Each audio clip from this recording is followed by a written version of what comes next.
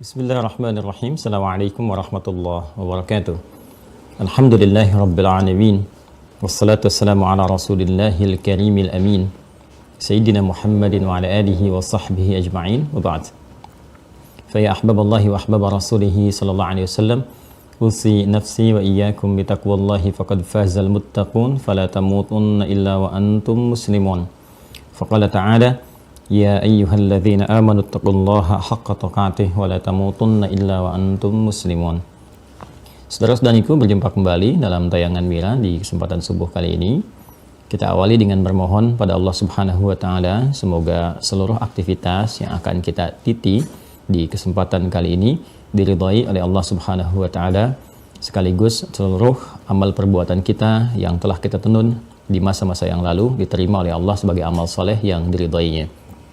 Pun demikian kita bermohon kepada Allah semoga saudara-saudari kita yang berkehidupan sampai detik ini namun belum beriman dikuatkan jiwa, kemudian lisannya untuk dibimbing bersyahadat sebelum wafat dan kembali kepada Allah. Demikian para pelaku maksiat yang tengah beraktivitas juga sampai detik ini dilembutkan hatinya, diberikan kekuatan untuk bertobat, menata hidup dengan lebih baik, hayatan thayyibah, dan semoga kita semua berakhir dalam keadaan yang mulia, husnul khatimah. Karena itu mari berikhtiar dengan menata amal saleh dan menopang serta menguatkannya dengan pondasi ilmu yang kokoh. Alhamdulillah kita telah pelajari dengan mengawali pembahasan bab akidah dan telah masuk pada penguatan simpul-simpul iman. Pada bagian yang kedua telah kita sempurnakan.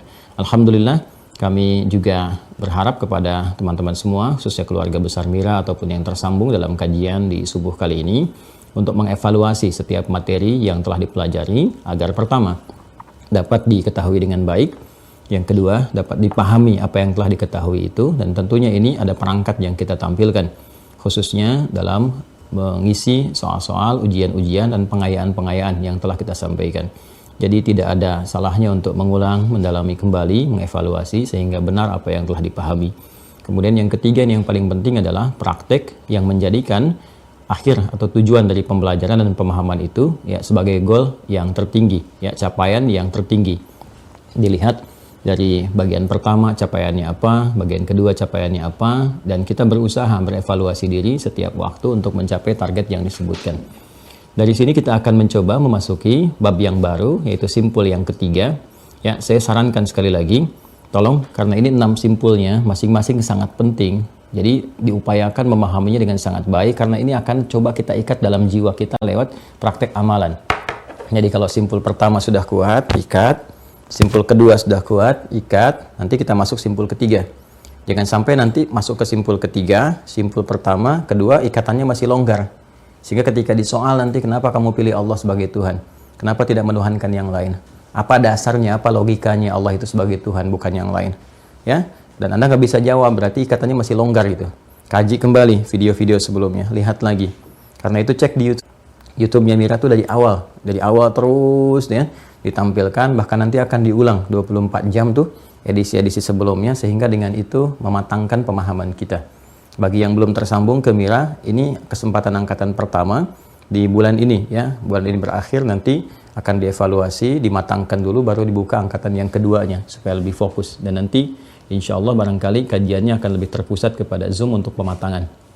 Baik, kemudian demikian simpul yang kedua, matangkan juga, ikat ya. Lalu setelah itu kita coba cek dalam kehidupan kita tentang bagaimana korelasi kegiatan kita dengan tugas-tugas malaikat. Bagaimana respon kita ketika ada yang mengaku sebagai nabi gitu kan? Bagaimana respon kita ketika ada orang-orang yang menyampaikan misalnya menerima wahyu dan sebagainya. Nah, itu akan teruji dengan ikatan yang kuat dalam jiwa kita pada pembelajaran tentang turunan-turunan tugas malaikat. Bagaimana ketika kita diuji oleh Allah misalnya dengan kondisi-kondisi untuk memohon rizki, seperti apa kita mengondisikan. Kita kenal malaikat Mikail, bagaimana mengondisikan kondisi rumah, tempat kerja yang baik sehingga rahmat datang, rizki datang, keberkahan berlimpah ya. Demikian yang lain-lainnya. Menguji apakah dari perangkat tubuh kita, dari ujung kepala sampai ujung kaki sudah bertindak benar belum? Berperilaku yang mulia belum? Ya, ini untuk pengujian praktek kita merasakan bahwa amal kita tercatat. Ada pendampingan, apakah benar kita mendengar suara hati. Jangan cuma menghafalkan, ada raqib, ada atid. Ada malaikat dengan sikap raqib mengawasi, atid hadir gitu kan. Menempel, memberikan bisikan-bisikan. Ya hafidhin, mencatat katibin. Tapi bagaimana itu memberikan feedback kepada perilaku kita? Sadar nggak dicatat, sadar nggak dilihat, sadar nggak diawasi, sadar nggak dibisiki, gitu kan? Maka praktek-praktek dari hadis Nabi, istafti qalbak, dengar suara hatimu, gitu kan? Tuntun pada kebaikan, amalmu dicatat, ingat-ingat, jauhi maksiat. Nah, itu praktikalnya. Sampai nanti ke puncak terakhir, ketika kita mengharapkan ridha Allah diisi dengan doa dan sebagainya. Nah, sisi yang lain, telah kita bahas di pertemuan yang lalu, ada tantangan-tantangan. Kan ada musuh yang nyata, kata Al-Quran, innahu lakum aduwwum mubin. Ya, ada satu musuh yang sangat nyata, sudah mendeklar sendiri kepada Allah bahwa dia akan menjadi musuh, yaitu kalangan setan, ya, berasal dari iblis berasal dari jin yang kemudian menyimpang, berbuat fasik, dan dia telah mendeklar dirinya sendiri untuk menjadi musuh bagi anak cucu Adam, ya, dan dengan itu dia bahkan bersiap untuk menerima hukuman yang tertinggi. Yang penting dia membuktikan kesombongannya. Ini yang paling berbahaya, ya. Sampai telah kita bahas bagaimana cara kerjanya, dipelajari dengan baik, ya, 3 bagian itu. Pertama, asal usulnya sudah kita terangkan. Asal usul ini menjadi penting untuk kita bisa mengamati dan mendeteksi, ya, ciri godaannya ini dari mana. Apakah datang langsung menuju pribadi kita, itu yang tidak nampak, ya. Kalau sifatnya tidak nampak berarti terkait dengan al-jin, berarti sifat tidak nampaknya. Karena iblis sendiri berasal dari jin. Ya, dan dia pun mengajak, memprovok kalangan jin. Karena itu kalau ada godaan-godaan pada diri kita secara langsung, pada diri kita melalui sifat fujur, kan ada dorongan-dorongan itu seringkali mengarahkan kepada maksiat atau membuat malas ibadah. Berarti itu sedang bekerja. Ya, terdeteksi pada diri kita. Nah, caranya bagaimana? Sudah saya sampaikan juga, kan? Kemudian, kalau ada di lingkungan sekitaran yang membawa kita menjauh dari rahmat Allah. Karena sifatnya itu, sifat syaitan itu, sifat setan, iblis, itu kan rajim. Makanya kita berkata, kan, bermohon pada Allah, a'udzubillahi minasyaitonir rajim, kan? Terjauh dari rahmat Allah, terlaknat dia, terkutuk dia. Kemudian syaitan itu yang menjauhkan dari segala yang baik. Artinya kalau ada di sekitaran yang tampak menjauhkan dari rahmat, dari kebaikan, dari ridha Allah, berarti itu pun terdeteksi, ya, menjadi perangkat, menjadi instrumen setan untuk menjauhkan kita dari rahmat Allah. Bisa jadi pada benda-benda, gitu kan? Mungkin pada handphone, pada televisi, atau pada program-program acara di internet, di televisi, di radio, atau bahkan perangkat kehidupan sendiri. Ini yang mesti kita lempari, gitu kan? Mesti kita jauhkan. Ini yang dimaksudkan dalam syariat yang saat kita haji itu, lontar jumrah. Ya, lontar jumrah. Jangan sampai tergelincir. Izdalafa itu kan tergelincir. Ya, yang menggelincirkan tuh diantaranya Muzdalifah. Ya, makanya Masy'aril Haram salah satunya kenapa disebut Muzdalifah, itu komitmen kita menjaga diri supaya nggak digelincirkan oleh setan. Ya, makanya simbolnya kan kita mengambil batu dan kita lontar, kan. Dan 3 bagian yang dilontar itu kan Aqabah. Aqabah itu gambaran dari diri kita, nafsu. Ya, jadi menggoda pada pribadi kita dulu sebelum menggunakan perangkat yang lain, kan pada diri pribadi dulu, dari bangun tidur bahkan saat tidur. Ya, ini dicontohkan lewat peristiwa Nabi Ibrahim. Ketika pribadinya digoda supaya tidak jadi menyembelih Nabi Ismail, ya, yang diujikan oleh Allah, ujian melewati putranya, padahal nanti dialihkan kepada penyembelihan kibash, gitu kan, yang kita teruskan dengan risalah kurban sampai dengan saat ini. Itu kan pribadi, ketika pribadi sudah kuat, lewat sekitaran, kan, datang kepada orang terdekat, ya, kepada istrinya, kan. Nah, kemudian setelah itu, setelah istrinya kuat pun, pribadi terdekat kuat, datang lagi pada siapa? Pada anaknya, kemudian lingkungan terjauh. Makanya lontarnya kan 3, kan? Aqabah ke pribadi, usta lingkungan terdekat, usta itu sekeliling, yang tengah-tengah di sekitaran kita, di tengah-tengah kita, ya kan? Kemudian yang terakhir kan ula, yang terjauh itu, ya, terjauh, jauh. Makanya dunia juga disebut dengan ula, walal akhiratu khairul laka minal ula, gitu kan? Ula, sesuatu yang jauh bedanya dengan akhirat, sesuatu yang jauh kenikmatannya dengan akhirat, sesuatu yang pertama yang kita rasakan. Ula kan kalau dalam tingkatan bilangan tuh yang pertama. Ya, tapi jangan kita juga membatasi pada sisi makna itu. Karena itu pun kalau dijadikan perbandingan menjadi makna jauh. Yang pertama yang kita dapati di dunia ini jauh dari apa yang dijanjikan Allah di akhirat. Itu makna pentingnya, gitu ya. Makna yang paling esensialnya. Karena itulah kemudian dalam risalah lontar jumrah itu kita diberikan gambaran bahwa lontar, Aqabah, wusta, ula itu memberikan kesan kepada kita bahwa perjuangan kita itu bagaimana menaklukkan setan, melawan, dengan mengendalikan jiwa kita, taklukkan diri kita sendiri, lontar ke semua bisikan itu dengan kekuatan-kekuatan. Ya, taklukkan, kendalikan sekitaran kita, jangan sampai terpengaruh. Ya, orang-orang terdekat di keluarga, istri oleh suami, suami oleh istri, atau dengan oleh anak-anak yang sekiranya dari perangai-perangai ada di antaranya yang menjauhkan diri kepada Allah. Ya, kitanya alhamdulillah baik misalnya, tapi dari pasangan atau dari anak-anak ada godaan muncul yang harus sama-sama kita kompak kendalikan. Nah, itu pun juga lingkungan terdekat. Belum di keluarga sudah bagus, di lingkungan kerja ada pengaruh. Begitu ke pekerjaan, tiba-tiba digoda untuk korupsi, digoda untuk berbuat curang, kan? Nah, ini harus punya strategi-strategi. Harus punya perangkat-perangkat, pedoman-pedoman bagaimana kita saat bersamaan bisa mendengar bisikan malaikat, bisa menguatkan kemudian mengambil pedoman yang dimaksudkan untuk menjadikan pertahanan diri sekaligus menaklukkan godaan-godaan setan. Nah, ini butuh perangkatnya. Kita bertanya pada Allah Subhanahu wa taala, kan? Ya Allah, bagaimana saya bisa menaklukkan setan? Bagaimana saya bisa mendengar bisikan malaikat? Bagaimana bisa konsisten menjalaninya? Tunjukkan kepada kami caranya. Berikan kami pedomannya, gitu kan? Seperti apa kami menjalaninya? Karena itulah bahkan ketika Adam mulai ditugaskan dan diberikan kemudian gambaran-gambaran kehidupan tentang malaikat, tentang setan, setelah semua diketahui, ya, Adam jelas sudah menuhankan Allah Subhanahu wa taala, ya, kemudian juga ikrar, komitmen segalanya sudah jelas, ya. Dari itu semua ditunjukkan tentang malaikat, bahkan hormat kepada Adam alaihissalam, ditunjukkan tentang musuh yang nyatanya dari kalangan iblis. Setelah paham tentang Allah, simpul pertama, kuat mencengkram pada jiwanya, membawa risalah sebagai nabi, gitu kan. Kemudian juga sudah mengetahui malaikat, musuhnya sudah nyata, cara kerjanya sudah terdeteksi, maka diturunkanlah kemudian Adam alaihissalam ke bumi, dan dengan turunnya itu langsung oleh Allah dilekatkan sebuah pedoman yang tadi menjawab pertanyaan yang tidak kita ajukan barusan, ya, bagaimana berkehidupan, bagaimana kemudian berinteraksi, bagaimana mendengar bisikan jiwa, menjauhi godaan-godaan setan, mengkondisikan keluarga, menata kehidupan yang jauh dari keluarga supaya baik. Maka diturunkan bersamaan dengan turunnya Adam satu pedoman, dan di pedoman inilah kita akan membahas simpul yang ketiga untuk menjawab turunan-turunan dua persoalan sebelumnya. Nih, di sini kita akan memulai simpul yang ketiga, beriman kepada kitab. Rukun atau pokok iman yang ketiga, ya, iman kepada kitab.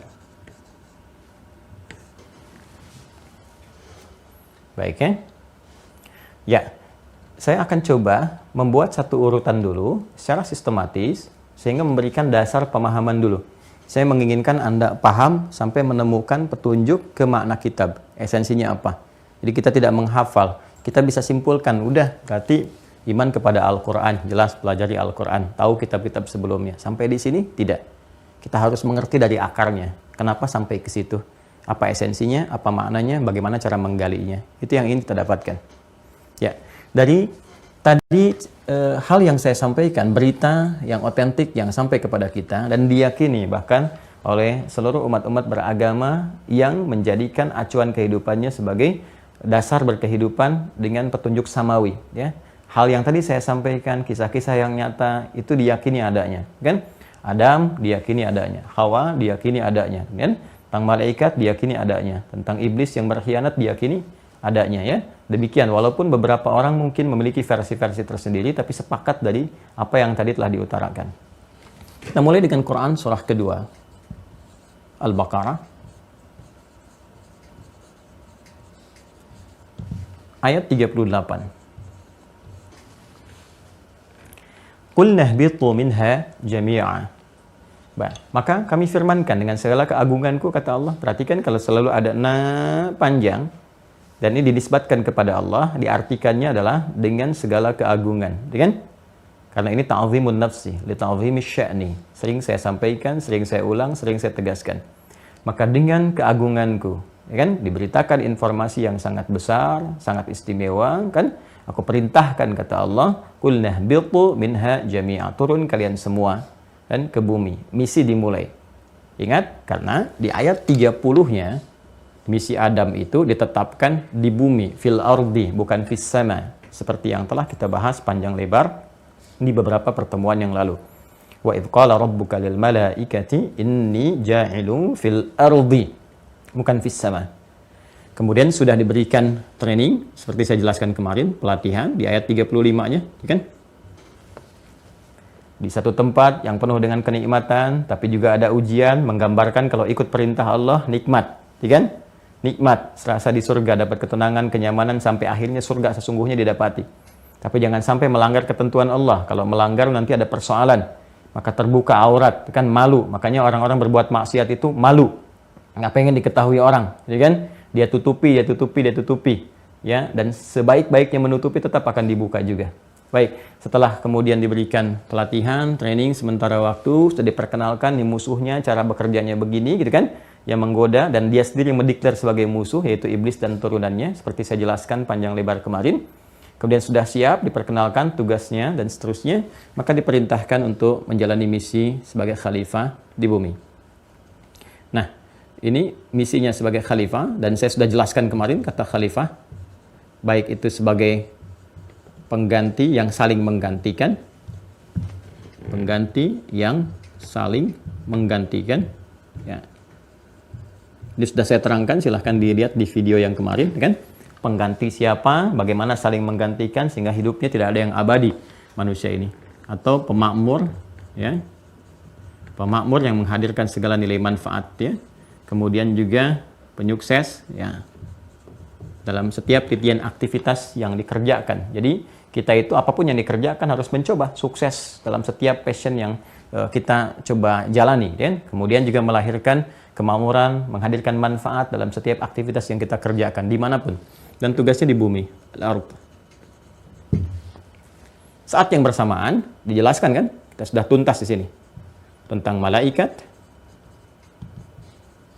juga kontraknya sini ya, tentang setan, kan, dan turunan-turunannya. Jelas ya? Dan semua mengacu kepada ketentuan hukum Allah Subhanahu wa taala. Selalu saya tempatkan di bagian paling atas. Bersamaan dengan ini diturunkan kemudian pedoman yang tadi kita ulas di awal. Ya? Faman tabi'a hudaya kullah bitu minha jami'a fa imma ya'tiyannakum minni hudan. Ini pedomannya. Fa imma ya'tiyannakum minni huda. Maka dalam rangka menjalankan tugas, misi, risalah sebagai khalifah di bumi itu, aku sertakan, kata Allah, ini hudan, pedoman berkehidupan, petunjuk berkehidupan yang menjawab segala macam persoalan-persoalan dalam kehidupan, sekaligus problematika yang tadi kita persoalkan, bagaimana menghadapi tantangan-tantangan yang datang dari setan, bagaimana mengatasi godaan-godaan, bagaimana mengikuti jalan-jalan yang diberikan oleh malaikat, baik bisikan-bisikannya, menyesuaikan tempat, rahmat, siapa malaikatnya, meniti jalan secara personal, bagaimana menata diri menjadi orang baik, di keluarga seperti apa, apakah ada masalah-masalah di lingkup rumah tangga, dari persoalan komunikasi, ya, sampai persoalan materi, sampai persoalan dengan orang tua, atau bahkan ibu bapak mertua, dengan anak-anak, dengan cucu, ada semua.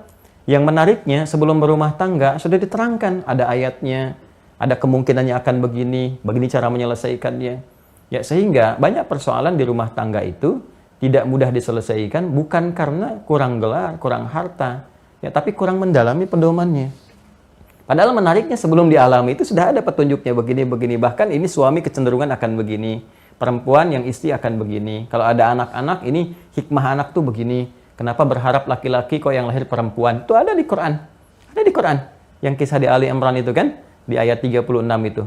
Ya, dari 35-nya berharap laki-laki, bernazar, begitu lahir kan perempuan. Ada, bisa terjadi demikian. Pengen cepat, ternyata terlihat lambat. Ada hikmahnya, seperti Nabi Zakaria. Pengen lambat, ya, tapi ternyata ada cepat. Ada hikmahnya juga. Ya, kalau mengalami sakit bagaimana? Kalau mengalami ada gagal di pekerjaan, misalnya terlihat gagal, itu hikmahnya apa? Ya, tiba-tiba Anda ikut lelang, tapi kok hasilnya menang, diserobot orang lain proyeknya, itu ada. Ada semua gitu.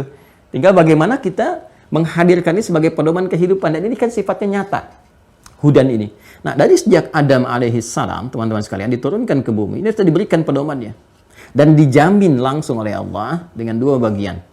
Faman tabi'a hudaya, gitu kan? Dan siapapun, pakai man itu kan personal yang bersifat umum. Ya, jadi menunjuk kepada setiap personal, satu-satu tanpa kecuali, siapapun. Jadi siapapun tanpa kecuali, sifatnya umum, terbuka. Baik laki-laki, perempuan, besar, kecil, tua, muda, siapapun. Tabi'a hudaya, yang mau mengikuti pedoman hidup yang telah aku tetapkan ini. Jadi Allah menyandarkan pedoman ini kepada zatnya. Karena itu dibuka dengan keagungan, menggunakan ta'zimun nafsi. Ya kan? Ya, ini agung, petunjuknya dahsyat, karena langsung bersumber dari Allah. Anda bisa bayangkan nggak, manusia aja bikin misalnya pedoman dalam beretika, ya kan? Bikin buku-buku petunjuk ini itu, ya, bagaimana yang jadi digital, ada Google Map tentang peta dan sebagainya. Itu begitu diikuti ya gitu.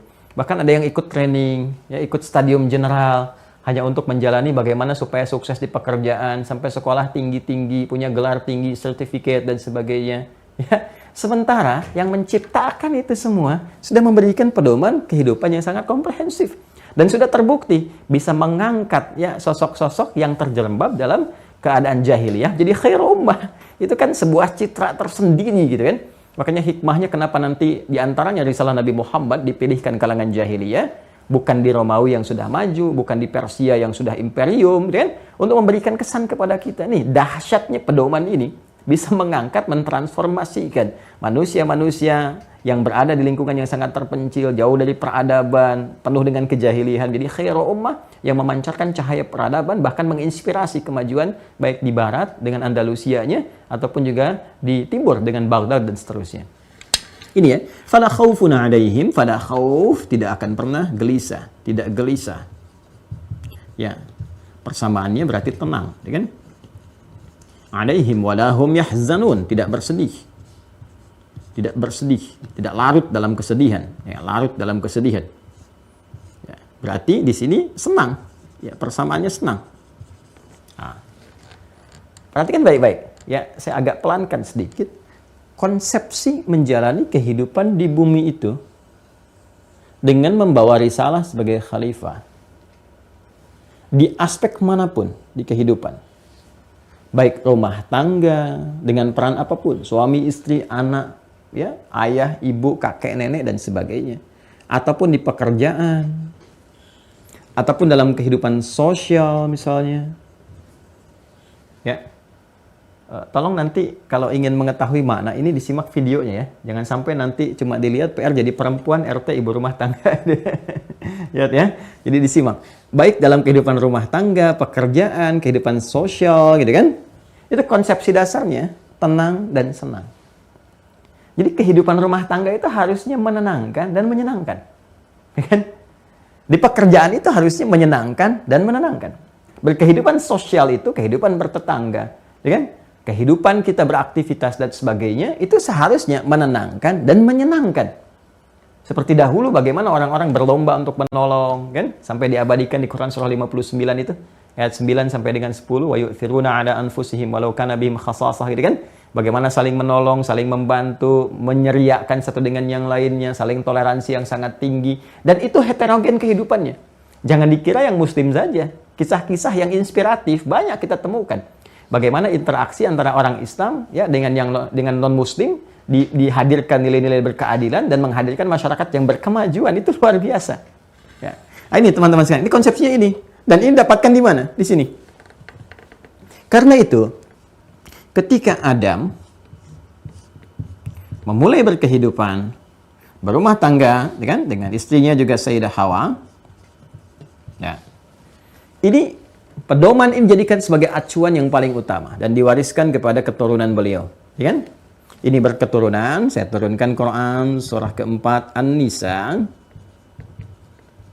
kan? Ini urutannya ya, ayat 1. Tadi kan saya terangkan satu-satu sampai ke sini. Ya ayyuhan nasu, gitu kan? Hai semua manusia tanpa kecuali, ittaqu rabbakumul ladzi khalaqakum min nafsin wahidah. Tingkatkan ketakwaanmu. Masalah takwa sudah saya selesaikan, konsepsinya tuntas kemarin. Dan kita sudah mengerti artinya apa. Jadi saya tidak perlu perdalam kembali, silahkan review video yang sebelumnya. Kan? Tingkatkan takwamu kepada Allah yang merawatmu. Berjanji memberikan kebutuhanmu, memperhatikan engkau, menyehatkan, menyembuhkan kala sakit. Dengan catatan kau mengerjakan semua kewajibanmu. Dengan itu Allah memenuhi semua hak-hakmu. Kan? Yang telah menciptakan engkau dari jiwa yang satu, dari sumber yang satu, yaitu Adam alaihissalam. Wa khalaqa minha zaujaha. Demikian pula menciptakan darinya pasangannya, ya, dari tulang sulbi dari bagian Adam ini diciptakan kemudian Hawa. Kita punya di sini ayah dan ibu ke atas tersambung Adam dan Hawa, ya kan? Wa batta minhuma rijalan katsiran wa nisaa. Dari keduanya kemudian berketurunan baik lelaki ataupun perempuan. Di sini ada keturunan. Ya kan? Baik, banyak lelaki juga perempuan. Lalu keturunan ini menyebar, teman-teman sekalian. Menyebar. Kita bikin petanya ke sini dulu. menyebar, bersuku, berkelompok dan seterusnya. Pindahkan Qur'annya, pindahkan surahnya Quran surah ke-49. Al-Hujurat ayat 13. Ayat 13. Ini ya ayuhan nasu, ini ya ayuhan nasu. Yang ini yang berketurunannya, yang ini penyebarannya. Ya ayyuhan nas, wahai semua manusia tanpa kecuali. Inna khalaqnakum min dzakarin wa untha. Kami ciptakan kalian ada laki ada perempuan. Ingat itu ya. Di keturunan Adam yang sejati itu, keturunan sampai ke sini, karena di atasnya cuma ada Adam laki-laki. Ingat Adam laki-laki ya. Hawa perempuan. Dan semua sepakat. Maka keturunan ini pun hanya akan menurunkan 2 bagian genetiknya. Kalau bukan laki-laki, itu perempuan, cuma 2. Min dzakarin aw untha. Tidak ada laki-laki yang jiwanya terperangkap di tubuh perempuan atau sebaliknya. Ya kan?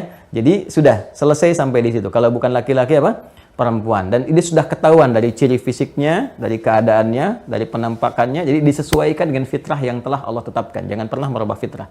Jelas ya? Jadi saya sering sampaikan kalau nia saja, jangan menjadi kurniadi, ya kan? Atau sebaliknya. Nah, sudah. Kemudian waja'alnakum syu'uban wa qabail. Kami tetapkan kalian, ya kan, berkelompok-kelompok. Dari kelompok ini kita mendapati teman-teman sekalian lebih besar lagi, ya, dari level keluarga sampai RT, gitu kan, RW, sampai beda negara, sampai benua.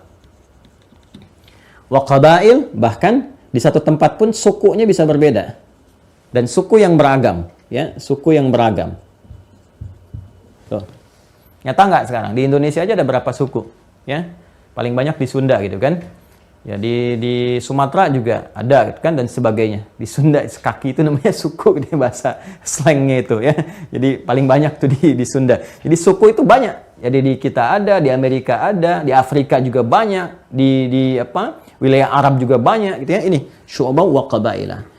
Keragaman ini untuk membangun satu harmoni, ya, lita'arafu, supaya hadir harmoni.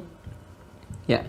Terasakan, kan indah tuh, kita keberagaman tuh kita bisa melihat, Masya Allah, tadi saya ketemu orang Jepang, tuh, kan? Tadi saya ketemu orang Amerika, kemarin saya ketemu orang Eropa, Masya Allah, besok saya janjian dengan orang Spanyol, gitu kan?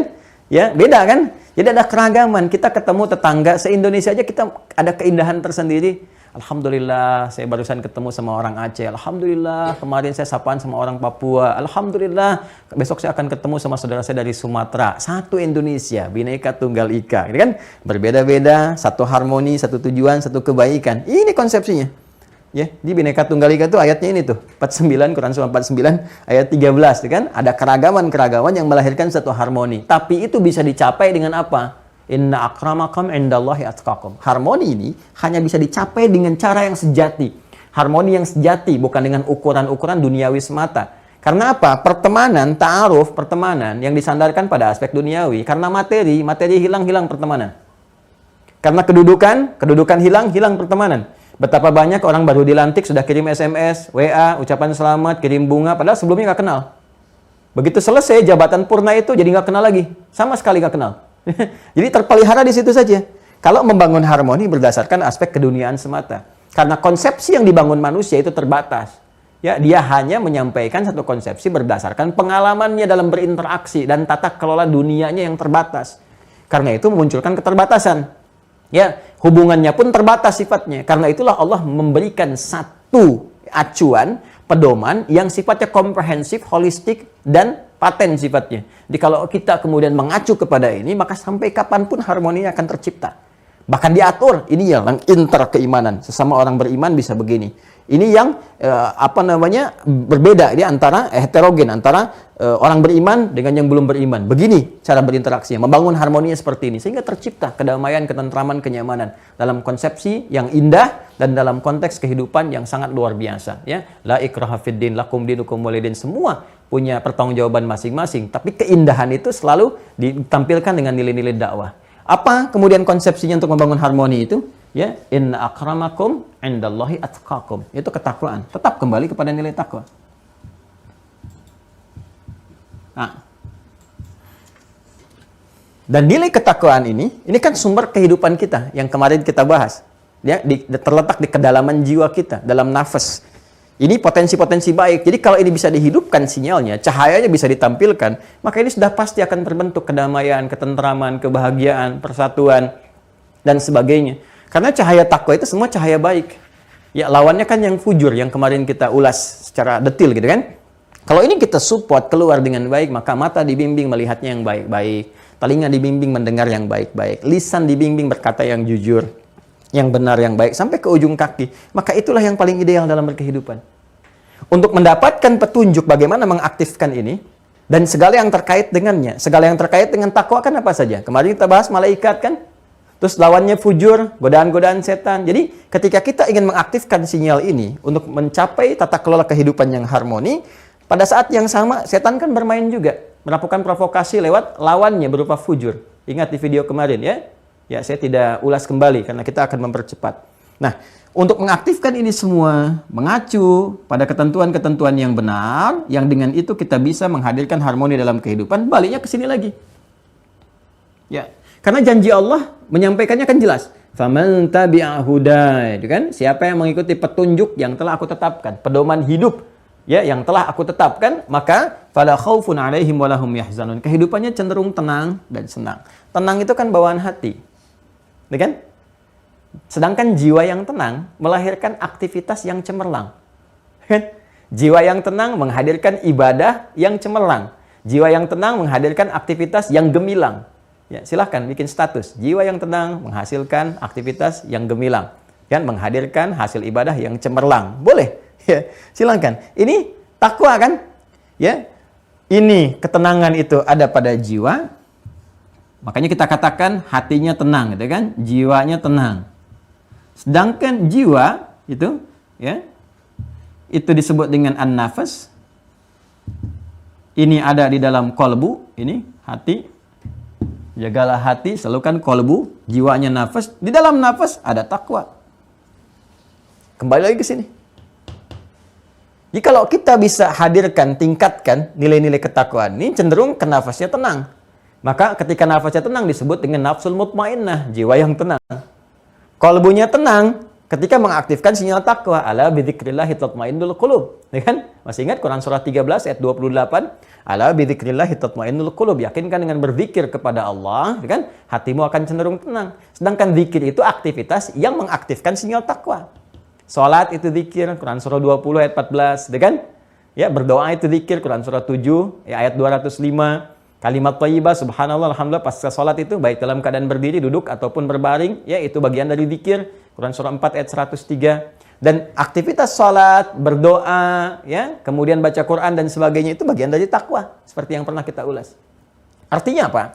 Artinya, kalau kita ingin mendapatkan ketenangan, plus kesenangan dalam berkehidupan, ya, karena orang takwa ini pasti senang, pasti tenang. Gabungan antara tenang kan melahirkan kebahagiaan, kan? Ya, senang identik dengan kesuksesan. Kalau kita gabungkan senang dan tenang, bahagia dan sukses, itu bahasa Arabnya disebut dengan falah namanya. Falah. Kalau Anda lihat cek kamus Inggris Arab gitu ya. Inggris Arab, Anda lihat kata falah itu terjemahannya success and happiness, kan? Success and happiness, kan? Sukses dan bahagia, senang dan tenang digabungkan. Kalau ini bisa digenggam, seperti pernah saya uraikan, itu disebut aflah namanya. Aflah. Kalau kita menggenggam kesuksesan dan kebahagiaan, ketenangan, kesenangan, itu disebut aflah namanya. Genggam, aflah. Orangnya disebut muflih namanya. Muflih. Falah, aflah, muflih. Jamaknya muflihun. Muflihun. Falah, aflah, muflih, muflihun.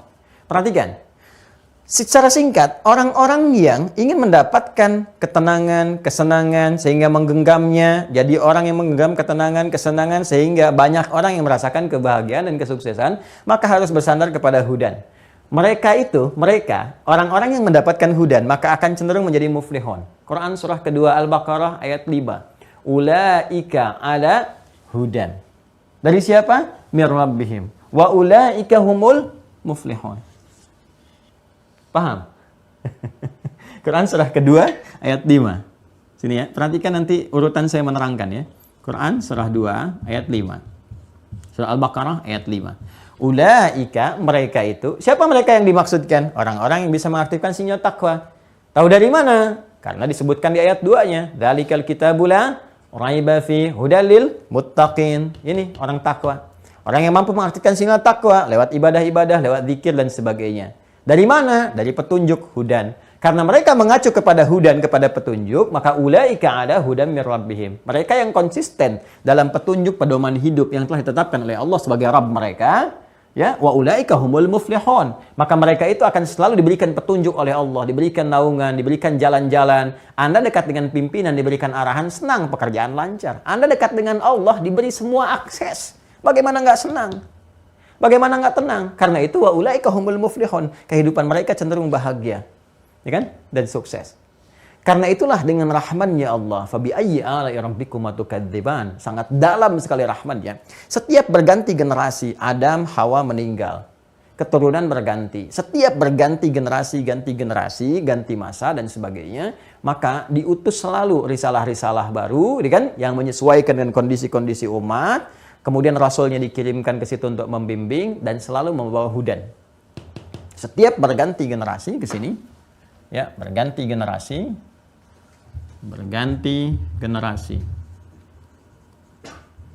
Nah, jilan ba'da jilin. Terus selalu membawa hudan. Yang sifatnya selalu berkesesuaian, ya, dengan umat yang dihadapi. Ya.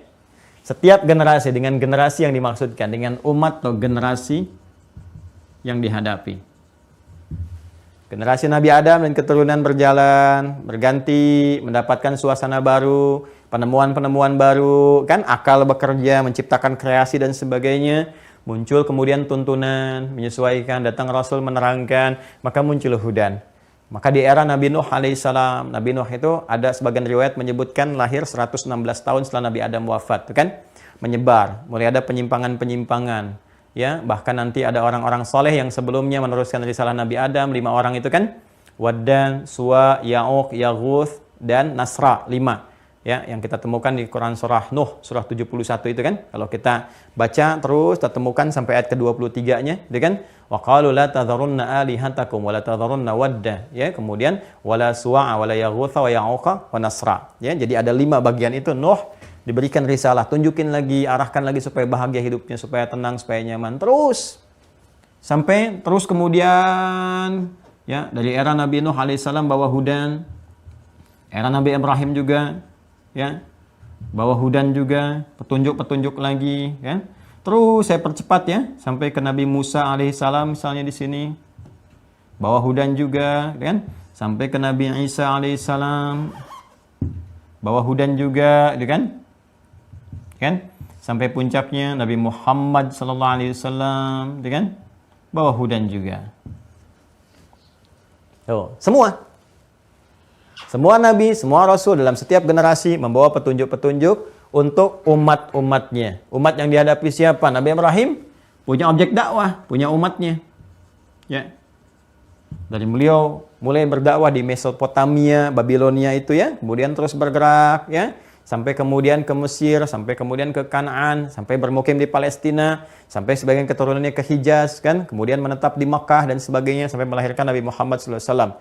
Yang lainnya nanti berketurunan terus sampai ke Musa alaihissalam, sampai ke Nabi Isa alaihissalam. Dari sini nanti ada Nabi Daud, kan? Ya, dari Musa ke bawah kan Nabi Daud, Nabi Sulaiman dan seterusnya sampai nanti ke Nabi Isa alaihissalam. Ini. Ya. Saya mungkin tuliskan dengan Latin supaya bisa memudahkan ke sini pemahamannya antara hudan dengan nabinya, kecuali Nabi Muhammad SAW yang memang risalahnya nanti yaitu mencakup seluruh umat. Jadi sampai di sini umatnya tertentu. Jadi Nabi Ibrahim itu tidak menjangkau semua umat manusia yang ada. Ya, di masanya ada tugas-tugas tertentu, distrik tertentu saja. Ya, bahkan nanti keponakan beliau sendiri itu Nabi Lut namanya. Nabi Lut itu kan sejaman dengan Nabi Ibrahim, sejaman. Beda distrik dakwahnya. Nabi Lut di distrik A tertentu, Nabi Ibrahim di distrik B tertentu. Dua-duanya nabi, dua-duanya rasul. Cuma umat yang dihadapi berbeda. Karena itu ketika umatnya Nabi Lut itu akan mendapatkan hukuman karena menantang azab, nggak mau ikut petunjuk itu, kan Nabi Ibrahim itu ya disinggahi oleh malaikat yang akan datang ke tempatnya Nabi Lut. Datang dulu singgah ke tempat Nabi Ibrahim dulu, baru ke tempatnya Nabi Lut. Itu ada di Quran surah 51, ya, Ad-Dariyat dari ayat 24 sampai ayat 30. Ya, kalau kita teruskan ke sana dari tengah ke bawah, sebelah kanan paling tengah bawah, ayat 24 sampai ayat 30, sampai pindah ke kiri atas. Itu nanti terkait dengan kebersamaan masa antara Nabi Ibrahim dengan Nabi Lut, ya, alaihi wassalam. Nabi Musa juga dengan Nabi Harun, ya kan? Ya, sejaman Nabi Musa dengan siapa? Nabi Harun. Umatnya tertentu yang ada di Mesir, sekitaran Mesir, sampai nyebrang nanti mau dekat ke Palestina. Dan itu nggak berdakwah di Palestina, di sekitarannya aja, ya, sampai nanti kemudian akan mendekat ke wilayah-wilayah Palestina dan meninggal di situ dan diteruskan risalahnya nanti. Ada nabi yang lainnya. Ya. Nabi Musa juga tertentu, generasinya tertentu, umat tertentu. Ya. Sampai nanti diteruskan oleh Yusha bin Nun sampai masuk ke dalamnya, bawa Hudan juga. Nabi Isa, ini Isa ya, bukan Musa, Nabi Isa alaihissalam. Nabi Isa juga umat tertentu saja. Di wilayah Palestina itu pun bagian tertentunya, umat tertentu, nggak semua. Ya, nggak keluar dari situ, umat tertentu saja. Umat tertentu tetap diberikan hudan. Ya. Jelas? Nabi Muhammad SAW, ya, penyempurna semua risalah, semua karakter dari umat-umat ini, semua, ya kan? Dikumpulkan, sempurna, menyatu dari yang sebelumnya, yang saat itu sampai akan datang. Komprehensif, sangat luas, mencakup seluruh generasi. Karena ini Nabi penutup, kalau penutup, risalahnya pun harus penutup. Maka ini untuk semua umat yang berkehidupan sampai akhir kehidupan di bumi, sampai kiamat terjadi. Karena ini rasul penutup, risalah penutup, maka secara logika juga ini harus komprehensif, harus sempurna, harus menjangkau semua umat karena menutup ya risalah dalam berkehidupan dan menyempurnakan semua risalah yang ada sebelumnya. Selesai semuanya, terakumulasi di sini risalah beliau, membawa hudan juga. Nah, untuk membedakan jenis-jenis hudan ini dan cakupan-cakupannya, maka masing-masing punya namanya. Punya nama sendiri, ya kan? Misal kita dengar Ibrahim misalnya alaihi salam punya nanti petunjuk hudan yang dikenal dengan suhuf, lembaran-lembaran, ya kan? Jadi akhir penutup surah Al-A'la itu kan suhufi Ibrahim wa Musa, ya kan? Suhufi Ibrahim wa Musa dikenal dengan suhuf nanti. Ya. Suhuf Ibrahim wa Musa, gitu kan? Suhuf nanti kalau kita turunkan, kalau sudah menempat jadi satu disebut dengan mushaf, jamaknya disebut dengan masahif. Ya, lembaran-lembarannya kalau halaman disebut dengan sahifah, kalau lembarannya jamaknya disebut dengan suhuf namanya. Jadi ada lembaran-lembaran, ya. Kalau kita mungkin kita munculkan ada juga yang disebut dengan lauh. Kalau lauh itu alwah, bentuknya kayak semacam kayu, ada tulisan-tulisan, ya kan? Ini berupa lembaran-lembaran. Ya, gulungan-gulungan yang disampaikan menjadi petunjuk dalam berkehidupan pada umatnya Ibrahim alaihissalam pada masa itu. Ya. Kemudian setelah itu Musa juga punya suhuf. Ya, suhuf Ibrahim wa Musa. Suhuf. Hanya di masa Nabi Musa, kan alaihissalam, ya, itu lebih terukur. Ya, kalau Nabi Ibrahim kan masanya beda umatnya dengan Nabi Musa. Ya, komunitasnya juga berbeda gitu kan. Nabi Ibrahim ke kelompok-kelompok, pindah dari sini ke sini ke sini. Dari beliau mulai tadi di Mesopotamia, pindahkan ke Mesir, kemudian di Kanaan dan sebagainya. Nabi Musa sudah establish. Ada di mana? Ada di Mesir. Ya, dakwahnya kepada raja yang ada pada saat itu. Ya, Firaun yang dikenal dengan gelarnya Firaun itu kan dengan Nabi Harun alaihi wassalam. Maka lebih terukur, lebih tersusun ya dengan rapi, dengan sempurna. Ya, sesuatu yang tersusun dengan rapi dan sempurna, susunannya itu disebut kitab namanya. Kitab.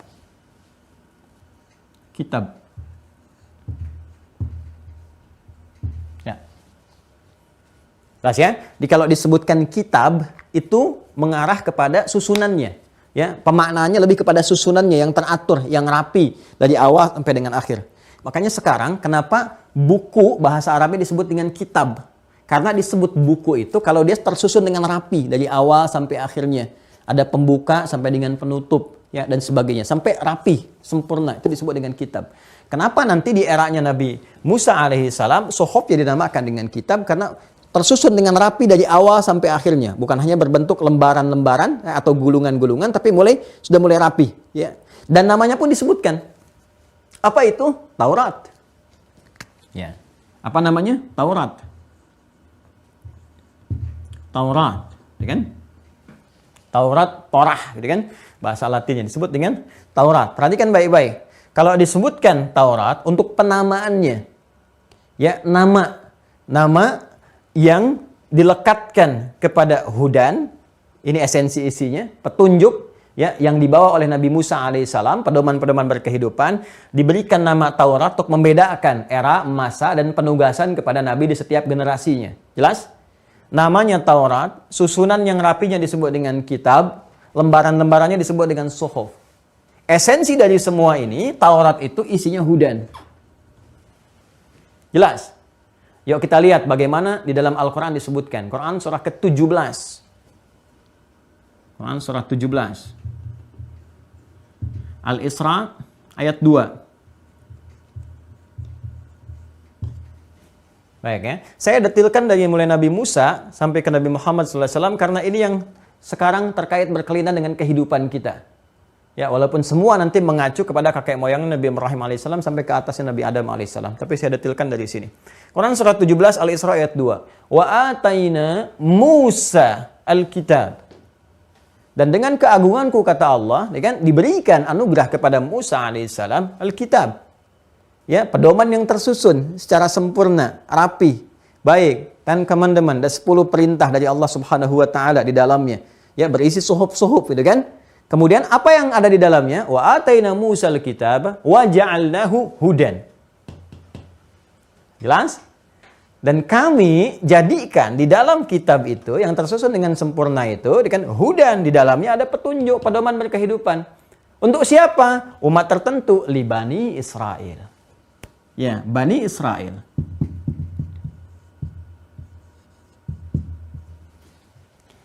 Jadi, Nabi Musa alaihissalam diutus oleh Allah, kan, untuk berdakwah, ya, di tempat tertentu dengan generasi tertentu, fokus untuk membebaskan pada saat itu generasi Bani Israel yang mengalami satu hal, tindakan-tindakan tertentu di wilayah kekuasaan Firaun, sekaligus kemudian mendakwahi lingkungan sekitarannya, sampai ditugaskan kan mengeluarkan semua itu. Ya, sampai ditunjukkan ke arah satu tempat supaya bisa di situ berkehidupan, berbaur dengan orang-orang di sana dengan harmoni dan sebagainya, ya, dan seterusnya. Bukan untuk mengklaim sebagai tanah tersendiri gitu kan, lantas menguasai, melakukan tindakan-tindakan ini itu dan sebagainya. Kalau semua bersikap begitu, nanti semua juga punya acuannya. Oh, ini tanah yang dijanjikan untuk saya juga, ini untuk saya juga, maka nggak akan damai kehidupan. Musa membawa umatnya, nanti kalau kita kembali ke kajian-kajian genealogi Yahudi itu, kita akan ketahui Allah mengarahkan pada satu tempat yang di situ karakteristik Bani Israel itu bisa ditampung untuk berbaur dan hidup harmoni di sekitarannya. Ya, dan diberikan hukum-hukum pedoman berkehidupan. Makanya ketika nanti kita masuki masanya Umar bin Khattab radhiyallahu taala anhu dan pedoman Allah itu digunakan dengan baik, aman kehidupan di situ. Ya, begitu digeser kembali kepada keinginan masing-masing, ya ribut lagi. Silakan cek bagaimana Umar ketika kepemimpinannya menggunakan pedoman dari Allah Subhanahu wa taala lewat Rasulullah, kan? Dipakai di situ aman, berapa ratus tahun aman di situ. Ya. Ketika diganti ribut lagi, dikembalikan aman lagi. Ya. Silakan cek kalau nggak percaya perjalanan sejarah, ya. Nah, kita kesini lagi ya. Jadi wa ataina Musal kitab, ya kan? Wa ja'alnahu hudan li Bani Israil. Terbatas generasi ini saja, umat tertentu. Jelas ya? Apa nama kitabnya? Taurat. Kita temukan di Quran misalnya surah ketiga, Ali Imran, ayat ketiga. Quran surah 3, Ali Imran, ayat 3. Sudah? Nazzala alaikal kitaba bil haqqi. Ya, Allah telah menurunkan kepada Muhammad SAW satu kitab tersusun dengan rapi, ya kan? Dengan segala kebenaran yang ada di dalamnya, ya kan? Nazzala alaikal kitaba bil haqqi musaddiqan lima baina yadayhi, ya kan? Wa anzalat Taurat. Ya, yang di dalam kitabmu itu Muhammad SAW yang diwahyukan kepadamu itu menghimpun, menyempurnakan ajaran-ajaran umat sebelumnya. Di antaranya apa? Taurat. Diturunkan kepada Musa isinya hudan. Yang ingin saya katakan, Taurat pun isinya apa? Hudan. Selesai, nggak ada penjagaan, jaminan penjagaan kepada Taurat karena sifatnya hanya untuk generasi tertentu. Begitu ini selesai, risalah selesai, selesai Taurat. Ya, jadi karena itu sampai sekarang pun kita tidak bisa mendapatkan mana sih yang asli dari Taurat itu, ya kan? Nggak bisa kita akses karena nggak ada satu jaminan itu sempurna dijaga. Ya, bahasa aslinya mana, seperti apa bahasa aslinya, muncul naskah aslinya bagaimana, terwariskan dari lisan-lisan yang abadi sifatnya dari awal sampai akhir bisa disebutkan A sampai Z, ya dihafalkan banyak orang misalnya, kita nggak bisa temukan karena nggak ada jaminannya. Ya, karena kenapa? Sifatnya terbatas di generasi tertentu pada umat tertentu saja dengan sifat tertentu hudan, tapi menjangkau umat tertentu. Secara singkat terus nanti melewati Nabi Daud, punya juga kitabnya Zabur gitu kan. Dan di Zabur juga berisi hudan. Terus sampai kita dapati Nabi Isa alaihissalam. Isa juga sama. Untuk umat tertentu, kalangan tertentu, diberikan hudan. Ya, diberi nama apa? Injil. Ya kan? Terus kan, ini masih bersamaan Quran surah 3, ayat yang ketiga. Nazzala 'alaikal kitaba bil haqqi musaddiqan lima bayna yadayhi. Gitu kan? Nah, kemudian apa seterusnya? Wa anzalat taurata wal injil. Ya, jadi ini mendapatkan apa? Injil. Nabi Isa mendapatkan Injil. Kitabnya Injil. Injil. Jelas ya? Injil pun disebut kitab. Ingat. Kitab. Karena punya susunan. Ingat, kalau disebutkan kitab, susunan. Yang rapi dari awal sampai akhir tersusun. Seperti Taurat juga tersusun. Ya kan? Apa isinya Injil itu? Hudan juga. Buka Quran surah ke-5, Al-Maidah ayat 46. Buka Quran surah ke-5, Al-Maidah ayat 46. Ya, buka dulu. Wa qaffayna ala atharihim bi'isa ibn Maryam. Ada ayatnya? Musaddiqan lima bayna yadayhi minat Taurah. Jelas? Baik. Dan jejak-jejak Musa itu sebelumnya. Ya, jejak Musa. Jadi ternyata Nabi Isa meneruskan risalah Nabi Musa alaihissalam. Ya, nggak menyimpang dari risalah Nabi Musa. Tauhidnya sama. Musa nanti terus ke Nabi Ibrahim alaihissalam, terus ke atasnya. Jadi ini menunjukkan satu gambaran kepada kita, isyarat bahwa akidah yang dibawa, risalah yang dibawa itu sama semua. Kecuali syariat. Ya, syariat. Tata kelola kehidupan yang memang umatnya masanya Isa beda dengan masanya Musa. Ya, kita nggak usah jauh-jauh lah. Kita aja sekarang misalnya kan sudah masuki abad ke-21 gitu kan. Ya, bagaimana dengan kondisi abad yang ke-19, ke-18? Keadaannya sudah berbeda kan? Berbeda kan? Nah, cuma nanti dahsyatnya petunjuk yang diberikan pada Nabi Muhammad mencakup semua masa. Nah, di sini masanya Nabi Musa dengan Nabi Isa keadaannya sudah berbeda. Karena itu syariat yang diberikan, pedoman tata kelola kehidupan, ya kan? Itu berbeda dengan tata kelola kehidupan di masanya Nabi Isa. Karena suasananya udah beda. Lingkungannya udah beda. Cuma akidahnya sama. Tetap Islam dari sini, risalah tauhid. Ini tauhid sampai ke sini tauhid. Cuma karena lingkungan berbeda masih direspon petunjuknya. Kan petunjuk harus berkesesuaian dengan keadaan, ya kan? Lingkungan yang ditinggali. Kalau nggak sama bagaimana jadi petunjuk? Kalau nggak sesuai bagaimana menjadi pedoman kehidupan, ya kan? Maka di sini kemudian disebutkan wa atainahul injil. Fihi huda. Tuh. Dan kami berikan dengan keagunganku, kata Allah, aku anugerahkan kepada Isa, Quran surah ke-5 ayat 46. Ku berikan kepada Isa, lihat tengah-tengahnya, wa atainahul injil. Ku berikan kepada Isa Injil. Fihi hudan, di dalam Injil itu ada apa? Ada hudan juga ini. Ya. Jadi kalau digunakan sebagai acuan beraktivitas, berpedoman berkehidupan, dapat ini fala khaufun 'alaihim wa lahum yahzanun, senang dan tenang. Ini. Untuk siapa? Umat tertentu, ada batasannya. Pada masa itu saja. Di kalangan umat itu saja. Jadi nggak bisa dijadikan acuan. Ya. Karena itu sampai sekarang pun kita nggak bisa temukan ini mana nih. Yang aslinya mana, gitu kan. Kemudian sampai sekarang kekinian, kita nggak bisa temukan karena nggak ada jaminan. Kalau Bible kan bukan Injil.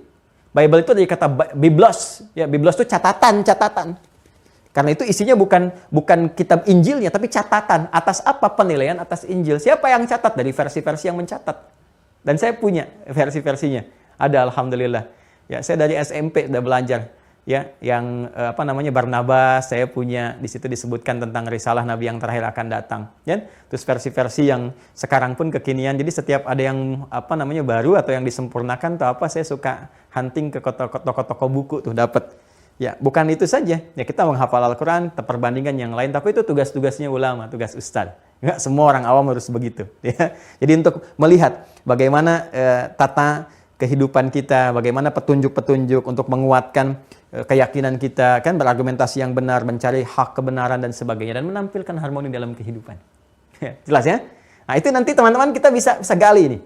Ya. Nah, singkatnya Pak, saya ingin katakan bahwa dari setiap masa itu selalu Allah berikan hudan. Cuma diberikan penamaan yang berbeda untuk memberikan kesan bahwa oh ini di masanya ini terbatas di sini. Ini Taurat di masanya Musa terbatas umatnya ini. Ini Bani Israel, ya. Nanti di Nabi Ibrahim ada suhuf, demikian seterusnya. Nah, di era Nabi Muhammad SAW 600 tahun. Ya, setelah eranya Nabi Isa alaihi salam kurang lebih 600 tahun, ya kan? Maka diutus Nabi Muhammad SAW karena beliau rasul penutup, penyempurna semua risalah. Kalau penyempurna itu kan harus mengcover semua yang ada sebelumnya. Ya kan? Kemudian juga mencakup semua yang akan terjadi sampai akhir kehidupan. Karena penyempurna berarti penutup. Kalau penutup, risalahnya harus mencakup sampai kehidupan ditutup. Ya kan? Sampai umat yang terakhir. Makanya mencakup semua risalah ini semua umat. Karena di Al-Quran dikisahkan tentang bagaimana Isa mendapatkan Injil, Nabi Musa mendapatkan Taurat. Coba baca Al-Quran. Ya kan? Kita temukan nggak kisah tentang Nabi Isa? Ada. Bahkan Nabi Isa disebutkan 25 kali. Ya kan? Nabi Muhammad, nama Muhammad disebutkan 4 kali. Ahmad 1 kali. Nabi Isa disebutkan 25 kali. Ya, tentang Bunda Maryam ada suratnya, surah Maryam. Tentang Nabi Musa banyak kisahnya, dari Al-Baqarah sudah ada. Terus kan? Nabi Ibrahim disebutkan bahkan ada surahnya, surah ke-14, surah Ibrahim. Ya kan? Dan diberikan nama penyempurna. Apa penyempurnanya? Namanya Al-Quran. Ya. Quran, surah kedua Al-Baqarah, ayat 185. Perhatikan baik-baik. Karena ini penutup, yang namanya penutup itu, ya artinya kan mengcover semua, menghadirkan yang komprehensif, menutup semua kehidupan, berarti kan harus istimewa kan? Harus beda dengan sebelumnya, ya kan? Maka semua yang terkait dengan turunnya hudan penutup ini, semuanya istimewa.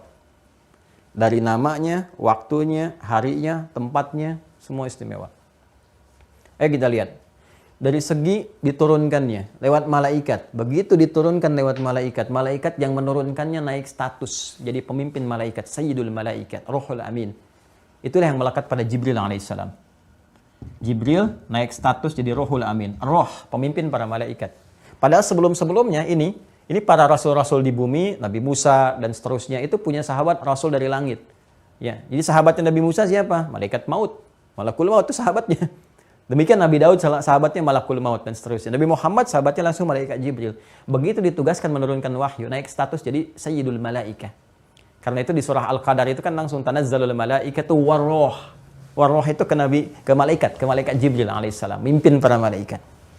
Turunnya di satu malam. Begitu diturunkan di malam itu, nilai malamnya itu berubah, beda sama sekali dengan semua malam yang pernah ada. Ibadah yang terdapat di malam itu setara dengan lebih daripada 1000 bulan. Lebih daripada 1000 bulan. Disebut dengan malam Al-Qadar. Inna anzalnahu fi lailatul qadar. Quran surah 97 itu. Wa ma adraka ma lailatul qadar. Lailatul qadri khairum min alfi syahr. Tanazzalul malaikatu warruhu fiha. Dan seterusnya ayat. Tuh, malamnya. Bahkan disebut dengan Lailatul Mubarakah. Inna anzalnahu fi lailatin mubarakah. Dia kan? Malamnya penuh berkah. Harinya apa? Jumat. Begitu turun Jumat, Sayyidul Ayyam. Penghulu semua hari. Ya, penghulu semua hari. Ya, hari rayanya itu. Ya, luar biasa. Ini turunnya wahyu terakhir. Bulannya apa? Langsung sebutkan ayatnya. Syahrul Ramadan alladzi unzila fihi al-Qur'an. Quran surah kedua ayat 185. Syahrul Ramadan, bulan Ramadan. Sayyidus syuhur.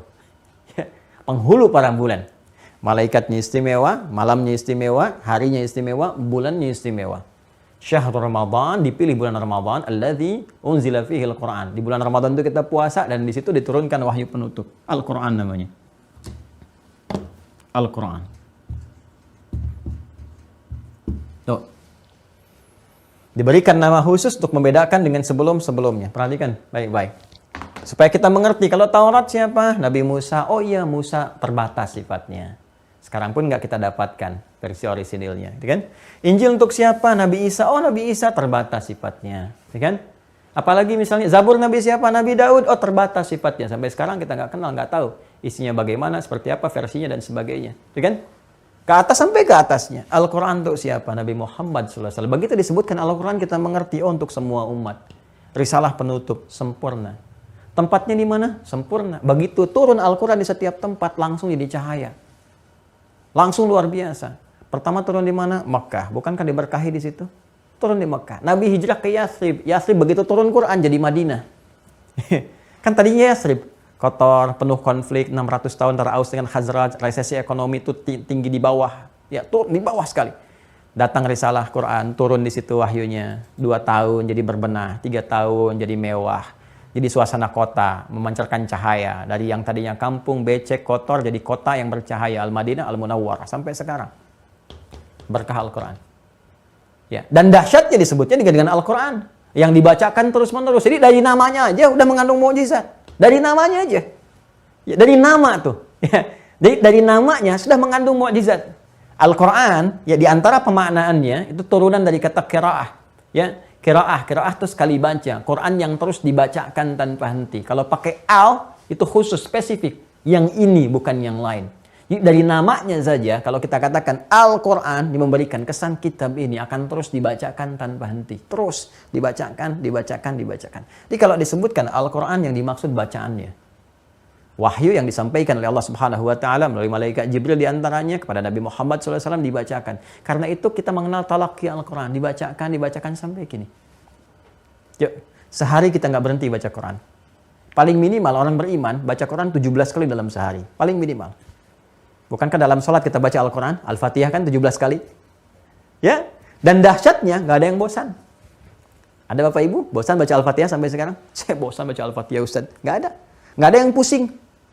Coba buku lain, ada nggak buku lain yang dibaca sebanyak Al-Quran? Ada orang baca novel, baca komik, baca majalah 17 kali dalam sehari? Dan berlangsung setiap hari. Ya, 2 kali aja udah bosan. 3 kali udah nggak mau, 4 kali dia buang. Al-Quran 17 kali dalam sehari. Dibaca terus, baca terus, tanpa pernah bosan. Dari namanya ada mukjizat. Tapi tahukah Anda, ketika Al-Quran diturunkan itu, apa tujuan utamanya?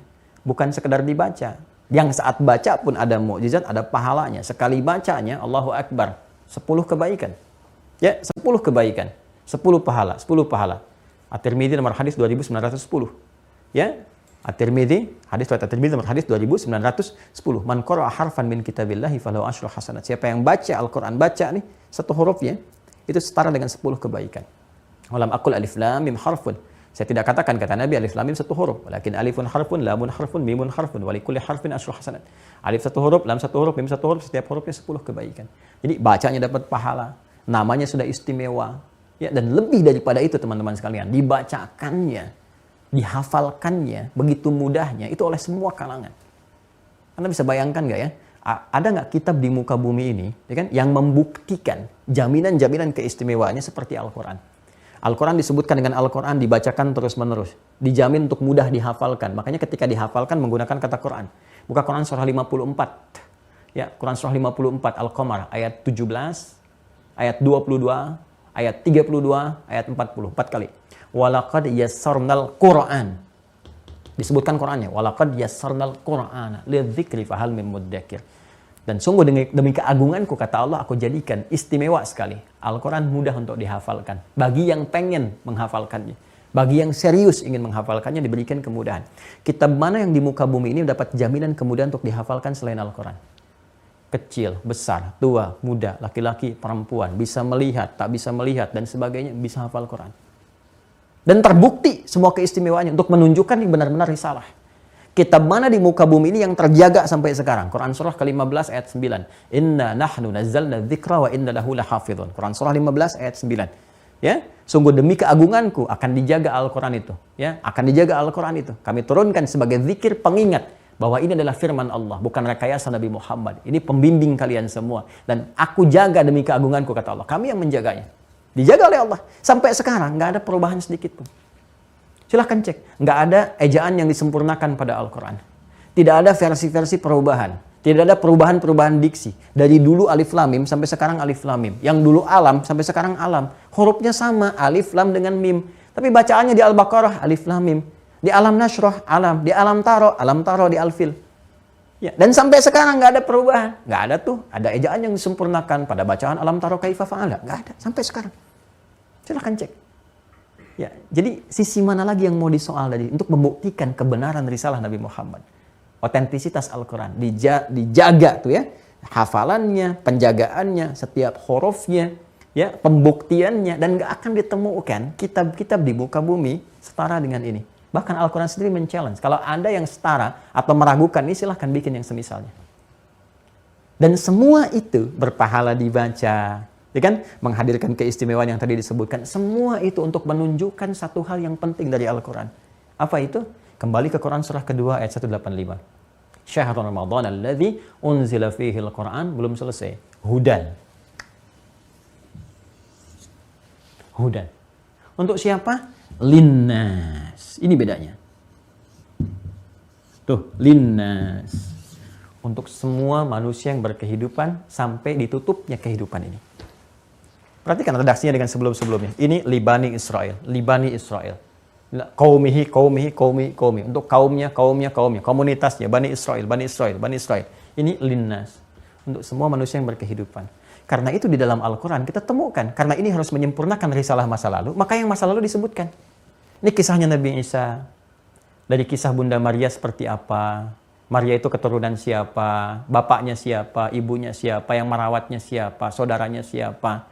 Lahir Isa. Bagaimana proses kelahiran Isa alaihissalam. Bagaimana berjumpa dengan umatnya. Bagaimana dibebaskan dari tuduhan. Bagaimana dimuliakan. Semua mulia nasabnya. Ya, bagaimana disebutkan salah persepsinya. Lalu dijelaskan secara rasionalitas. Ya, siapa Nabi Muhammad yang bisa menjangkau semua kisah ini? Kalau bukan Rasul. Informasinya dari mana? Terus bisa menerangkan tentang kisah Nabi Musa. Disebutkan tentang kisah Dzulkarnain. Disebutkan tentang kisah bagaimana Nabi Musa bertemu dengan hamba Allah yang saleh, Nabi Khidir itu alaihissalam. Bagaimana dikisahkan tentang Nabi Ibrahim. Ya, Nabi Ibrahim berdebat dengan Namrud dan sebagainya. Terus sampai ke atas, sampai ke kisah Nabi Adam. Ya, dari mana semua itu bisa muncul? Kalau bukan petunjuk dari Allah. Karena ini kitab penyempurna harus menyampaikan risalah sebelumnya. Untuk menunjukkan kesan bahwa satu, nggak ada perbedaan. Risalah-risalah ini secara akidah sampai nyambung ke atas. Sampai Nabi Nuh alaihissalam, karena Rasul pertama. Itu yang dimaksudkan Quran, ya, ketika menerangkan kepada kita di surah An-Nisa itu. Surah yang keempat, ayat 163. Quran surah keempat An-Nisa ayat 163. Inna auhayna ilaika. Sungguh Muhammad SAW, demi keagunganku kata Allah, aku telah wahyukan kepadamu ini. Kama auhayna. Seperti mana, sebagaimana yang serupa risalahnya. Seperti mana yang kami sampaikan risalahnya, serupa. Ila Nuhin. Kepada Nuh alaihissalam. Wan nabiyina min ba'di. Dan nabi-nabi setelahnya. Dikonfirmasi langsung. Demi keagunganku, aku wahyukan kepadamu Muhammad SAW, risalah Islam. Sebagaimana risalah Islam itu telah diwahyukan kepada Nabi Nuh. Nih. Karena Nuh Rasul pertama yang diutus untuk membawa risalah, menebarkan di lingkungan masyarakat. Kalau Nabi Adam, Nabi bukan Rasul. Ingat ya, Nabi Adam itu Nabi bukan Rasul. Karena saat Adam turun, umat belum ada. Yang ada cuma Sayyidah Hawa. Berumah tangga. Ya kan? Nah, sedangkan Nabi Nuh itu sudah mengalami keturunan dari Adam. Maka berdakwah membawa risalah. Maka Nabi Nuh Rasul pertama, Nabi Adam Nabi pertama. Ya? Maka kata Allah, risalah yang kamu bawa Muhammad SAW untuk didakwahkan kepada umat manusia sampai kehidupan berakhir itu sama persis dengan risalah yang kami berikan kepada Nuh alaihissalam. Dan nabi-nabi setelahnya. Ini untuk mengonfirmasi. Makanya diterangkan. Ini loh, Nabi Nuh ini begini dengan umatnya, turun surah Nuh. Ibrahim ini begini dengan umatnya, turun surah Ibrahim. Dibahas di Al-Anbiya, kisah para nabi. Disebutkan tentang Nabi Ayub bagaimana menghadapi situasinya. Dzannun, Nabi Yunus bagaimana ketika ditelan di dalam perut ikan paus, zikirnya apa dan sebagainya. Ada semuanya. Karena kenapa? Mengonfirmasi risalah sebelumnya. Dan itu di-challenge. Kalau Anda ragu, silahkan buktikan, tes lewat sejarah. Ketemu nggak benar seperti itu?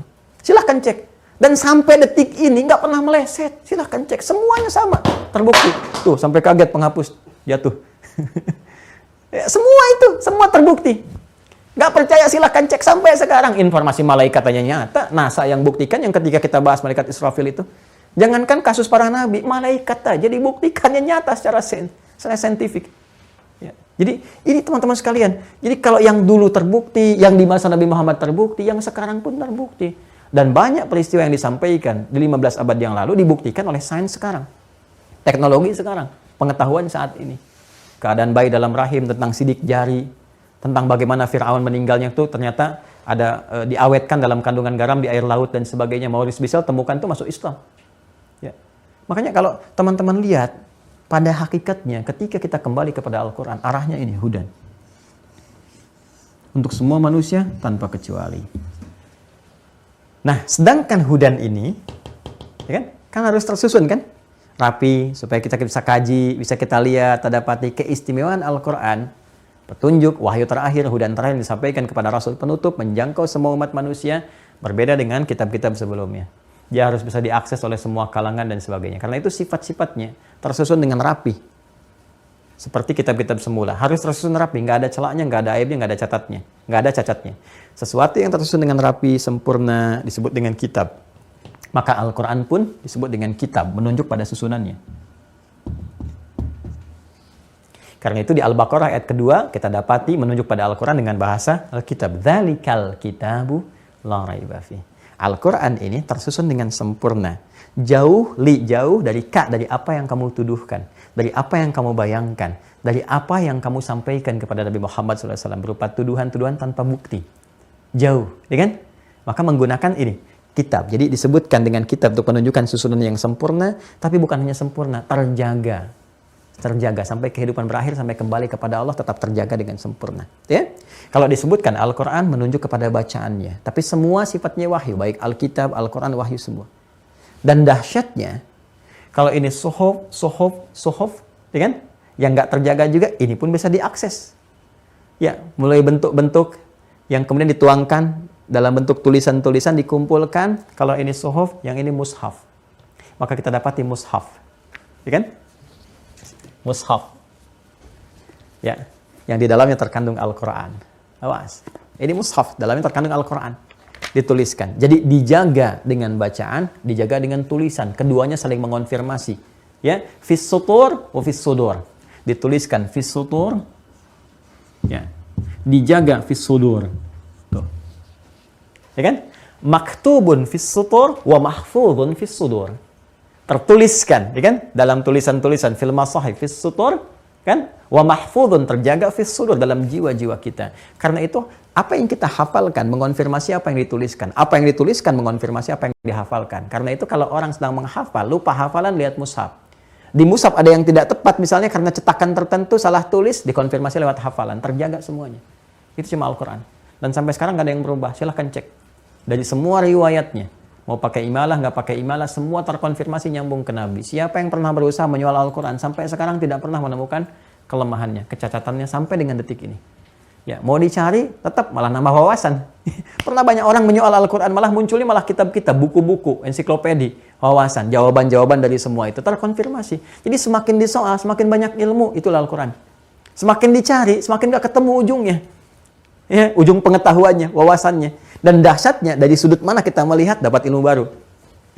Silakan cek. Ahli geologi baca Al-Quran menemukan petunjuk di bidangnya. Ahli geografi baca Al-Quran menemukan petunjuk di bidangnya. Semua yang baca dapat petunjuk karena sifat Al-Quran, hudan sifatnya. Nah, penutupnya adalah teman-teman sekalian, di kitab ini yang tersusun dengan sempurna, ada hudan. Hudan ini untuk semua manusia dengan cakupannya, besar kecil, tua, muda, lelaki, perempuan, dan turunan-turunan yang lainnya. Dan yang terpenting, mencakup pedoman hidup. Karena pedoman hidup artinya semua proses kehidupan itu ada di situ pedomannya. Dari mulai kehidupan di alam rahim, sampai dilahirkan membutuhkan ASI terus, kecil, muda, dewasa, berumah tangga, sampai berakhir di kematian, wafat. Ya, ada nggak kehidupan setelah wafat? Kalau masih ada kehidupan, namanya pedoman hidup, dibahas lagi. Masuk ke kubur, barzakh. Kalau itu di Quran ada ya, berita-berita tentang kehidupan di kubur seperti apa, ya kan? Ali Imran ayat 169 sampai 71 itu kan kehidupan kubur tuh. Wala tahsabannal ladzina qutilu fi sabilillahi amwata bal ahya'un inda rabbihim yurzaqun farihina bima atahumullahu min fadli wa yastabshiruna bil ladzina lam yalhaqu bihim min khalfihim alla khaufun 'alaihim wa lahum yahzanun. Ya kan? Terus setelah di alam kubur itu ada kehidupan lagi enggak di akhirat? Ya? Kiamat terjadi. Ya, di akhirat ada kehidupan lagi enggak? Karena sifat kitab ini pedoman hidup, kalau ada kehidupan dibahas lagi, maka dibahas tentang surga, tentang neraka, tentang hisab, tentang macam-macam. Tunjukkan kepada saya di muka bumi saat ini yang membahas tentang kehidupan dari awal mula sampai berakhir kehidupan dengan detail dan dengan semua perangkatnya. Siapa yang bertugas di sini? Bagaimana keadaan di alam rahim? Yang bertugas siapa? Seperti apa? Siapa yang memberikan ASI itu siapa? Berapa kualitas pemberian ASI yang terbaik? Sampai tumbuh pendidikan awal yang paling bagus itu bagaimana? Apa yang harus dihindari? Siapa peran yang menggoda, yang menyesatkan? Bagaimana caranya? Berapa jenisnya? Siapa yang mengkanternya? Bagaimana caranya? Apa tugas-tugasnya? Sampai kehidupan berakhir. Tunjukkan kepada saya. Dari mana yang ada seperti ini? Dengan semua sifat Al-Quran. Mudah dihafalkan, bisa diakses, ada tafsirnya, ada penjelasnya, sempurna jalannya dan transmisi informasinya tersambung secara utuh pada penutur pertamanya yang bersumber dari Allah Subhanahu wa Ta'ala langsung. Nggak ada kejelasan seperti ini. Ya, ketika disambungkan dari Allah, turun ke malaikat-malaikatnya siapa, Rasul yang menerima siapa, Rasulnya pun dibahas, sifatnya begini, tandanya begini, diakui sampai ketahuan benarnya. Begitu tahu benarnya, risalahnya pun dibahas. Dan lebih daripada itu, dia men-challenge siapapun yang ragu tentang isi Al-Quran. Silahkan datangkan semisalnya. Dan sudah 15 abad, semua ini terbukti keseluruhannya. 100% tidak ada yang meleset. Maka dengan semua keterangan ini, dengan cara apa lagi untuk meyakinkan kebenaran risalah Islam dan petunjuk-petunjuknya? Ya, kalau masih kurang percaya, silahkan bandingkan dengan yang ada. Ya, termasuk siapapun, ini objektif. Dan hebatnya, tetap di akhir ujungnya pun, kalaupun Anda ingin mencari kebenaran, bukan pembenaran ya, kebenaran sejati yang didapatkan, setelah itu kita benarkan, tetap pada akhirnya la ikraha fiddin. Hebatnya itu la ikraha fiddin, lakum dinukum waliyadin. Quran surah kedua, ayat 256, ya. La ikraha fiddin. Gak ada paksaan kok. Silahkan. Mau ikut silahkan. Tidak, tanggung jawab masing-masing. Konsekuensi dibawa pulang. Lalu di Al-Kafirun, lakum dinukum waliyadin. Ya, Anda apa yang Anda yakini silahkan. Ya, kami hormati. Cara menghormati dengan cara tidak mengikuti apa yang Anda lakukan. Bebas silahkan. Dalam urusan dunia kita bersama-sama. Silahkan. Olahraga sama-sama. Bisa makan, bisa bekerja, dan sebagainya. Dalam urusan akhirat, konsepsinya iman, kita menghormati. Dan toleransi tertinggi zero tolerance. Artinya tidak ikut-ikutan. Silahkan. Yang di tempat ibadahnya sendiri, silahkan di tempat. Kita nggak perlu ikut-ikutan. Ya. Dan tidak boleh mengganggu. Dosa, nggak boleh ganggu. Justru berdosa, mengganggu, merusak, nggak boleh. Apalagi sampai mengebom dan sebagainya, itu tidak dibenarkan. Tidak dibenarkan sama sekali. Kan? Nggak boleh merusak. Dalam peperangan aja nggak boleh merusak rumah ibadah. Artinya kalau ada yang merusak, itu dipertanyakan. Kalau bawa-bawa nama Islam, itu harus diusut tuh. Dari mana tuh pemahaman itu? Terus diurai sampai ke atas. Kita akan temukan, nggak akan pernah bersumber dari sini. Jadi kalau ada orang-orang dibentuk tuh melakukan kekerasan atas nama Islam, itu patut dicurigai. Patut dicurigai, pasti ada yang membuat itu. Karena nggak mungkin, dari sini nggak ada sama sekali. Ya, ketika tentang jihad pun diterangkan. Jihad itu begini loh, arahnya begini, syaratnya begini. Dan ini hanya berlaku dalam situasi seperti ini. Itu pun ada keterangannya semua. Jelas terurutkan, detail sekali. Ya, karena itu teman-teman sekalian, ya mesti kalau kita lihat tuh perbandingannya dicek, semua dibandingkan, dilihat dan sebagainya. Pada ujungnya pun lakum dinukum waliyadin. Silahkan saling menghormati masing-masing. Ketika ditanya kita jelaskan Islam begini, kenapa Tuhannya Allah begini, ya menyembahnya seperti ini dan sebagainya, hikmahnya begini, tata caranya begini, pembuktiannya seperti ini. Pada ujungnya lakum dinukum waliyadin, dan tidak perlu ikut-ikutan. Silahkan. Kita hormati, kita juga menghormati. Jadi nggak usah hari ini ikut ke sana, ini ikut ke sini, itu proposal jahiliyah. Ya, jahiliyah kan gitu proposal Muhammad SAW. Ya, nggak apa-apa, kita nggak usah musuhan. Tapi kita ya toleransi aja. Malam ini kami nyembah Tuhan kamu, besok ya kamu nyembah Tuhan kita. Maka turun Al-Kafirun kan? Ya, qul ya ayyuhal kafirun. Katakan, hei orang-orang yang masih tertutup, menutup diri dari Islam, menutup diri dari risalah. Bahasanya lembut sekali. Nggak pernah disebutkan dengan hewan. Ya, nggak pernah disebutkan dengan bahasa-bahasa yang lain. Kan nggak pernah disebut misalnya, taruhlah hei gajah-gajah yang tersesat misalnya kan, atau macam-macam, nggak ada. Walaupun misalnya Nabi lahir di tahun gajah, tapi nggak pernah ada olok-olok dari orang-orang kafir. Ya, ini ajarannya apa macam-macam dan tidak. Dan Islam pun merespon dengan halus. Qul ya ayyuhal kafirun. Hei orang-orang yang masih menutup diri dari risalah. La a'budu ma ta'budun. Komitmen yang terbaik itu sudahlah. Kita masing-masing, aku menyembah yang aku sembah. Kalian sembah yang kalian sembah. Gak mungkin aku bisa ikut-ikutan. Kalau ikut-ikutan artinya tidak ada kebenaran mutlak dari risalah. Keyakinan ini dipertanyakan. Secara logis dijelaskan. Sampai ujungnya lakum dinukum waliyadin. Udah, apa yang aku yakini itu yang aku kerjakan, apa yang kalian yakini kalian kerjakan, dan sama-sama menampilkan alasan-alasannya supaya bisa diketahui dan kita hargai kebebasan dan hak setiap orang untuk memilih agamanya masing-masing. Itu yang indah kan? Nah, inilah hudan. Ya. Kemudian setelah itu kita diterangkan dengan mengakar pada semua ini, maka bisa memperkuat keimanan kita. Jadi kalau iman kita ingin kuat, ingin tangguh, ingin kokoh, ya, kan caranya bagaimana? Kita harus mengenal kayak malaikat, mengenal tentang Allah, ya, tahu tentang tata cara setan, asal usul, cara kerja dan sebagainya. Semua itu ada di sini, ada di hudan. Ya. Lalu kumpulannya ini ada di mana? Ya, kumpulan yang tersusun rapi itu ada di mana? Sebutannya kitab. Di kitab itu dalam bentuk mushaf kita dapati untuk mudah dikaji, hafalannya disebut dengan Quran, bacaan-bacaannya. Karena itu diperkenalkan bagian yang ketiga, rukun imannya adalah iman kepada kitab. untuk menunjuk kesempurnaannya. Sempurnanya. Yang dimaksudkan apa? Al-Quran. Al-Quran. Jadi implementasi beriman kepada kitab ini, pada Al-Quran ini adalah dengan cara apa? Dengan cara mengajinya. Membaca, menggali, memahaminya, dan menerjemahkannya dalam bentuk perilaku berkehidupan. Dan dahsyatnya, dalam setiap bacaannya ada pahala. Dalam setiap kajiannya ada pahala. Ada jaminan-jaminan kebaikan. Apalagi saat dipraktekkan. Bukan hanya pahala, tapi feedback kemuliaan dalam bentuk senang dan tenang itu yang didapati. Jelas ya? Nah, jadi beriman kepada kitab bukan hanya sekedar kita sampaikan dalam bentuk lisan. Ya kan? Beriman, kitab, tahu tidak. Tapi lebih daripada itu, ada tuntutan pada kita untuk membuktikan keimanan itu dengan berinteraksi dengan Al-Quran yang menerangkan kepada kita tentang kehidupan masa lalu, untuk mengonfirmasi bahwa Nabi Muhammad adalah Rasul penutup. Ini loh Rasul-Rasul yang pernah ada sebelum Nabi Muhammad. Dimuliakan oleh Allah. Nggak ada yang selingkuh, nggak ada yang zina, nggak ada yang tawuran di antara para Nabi dan Rasul. Kan apalagi dengan keluarganya. Semua mulia, semua baik-baik. Diterangkan kisahnya satu-satu. Dari atas genealogi sampai ke bawah sampai ke Nabi Muhammad SAW setelah paham semua, sehingga orang-orang yang pernah mengklaim mendapatkan risalah dari sini atau mengkultuskan sosok A, sosok B, dia mengetahui ketika dikonfirmasi oleh Al-Quran, dan Al-Quran men-challenge, silahkan buktikan lewat sejarah perjalanan, bukti-bukti otentik akan ditemukan. Oh ternyata ini Nabi Ibrahim, oh ini Nabi Isa, oh Yesus ternyata begini, Bunda Maria tuh begini, oh Nabi Musa tuh begini, Harun begini, Nabi Zakaria begini, Nabi Yahya begini, dikonfirmasi dan dibuktikan lewat sejarah. Setelah yakin dengan semua itu, dan Nabi Muhammad sebagai penutup, lihat risalahnya, apa yang harus dilakukan, apa yang harus diyakini, apa yang harus diibadahi, kan? Bagaimana cara beribadah dan sebagainya. Nah itulah yang disebut iman kepada kitab.